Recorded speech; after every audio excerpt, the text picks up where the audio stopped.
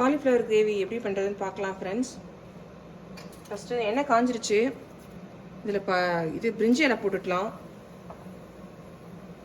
கொஞ்சமாக சோம்பு இது சிம்மில் வச்சே போட்டுக்கோங்க. இப்போ நல்லா பொரிஞ்சிருச்சு. இப்போ வந்து இஞ்சியும் பச்சை மிளகாவும் போட்டுக்கலாம். இது கொஞ்சம் லைட்டாக வதங்கினதும் ஜிஞ்சர் கார்லிக் பேஸ்ட் போட்டுருங்க.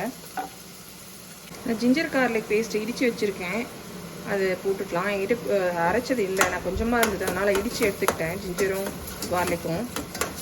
இது நல்லா வதங்கட்டும். அதுக்கப்புறம் தக்காளி ஊற்றிக்கலாம்.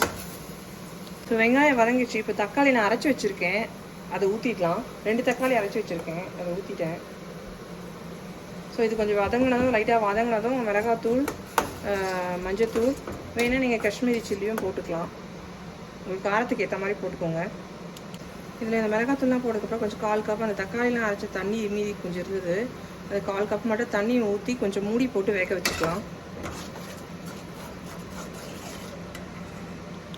இப்போ என்னால் எண்ணெய் நல்லா பிரிஞ்சு வந்துருச்சு. இந்த ஸ்டேஜில் வந்து நான் கேஷ்யூவும் உடச்சக்கல்லையும் அரைச்சி வச்சுருக்கேன்.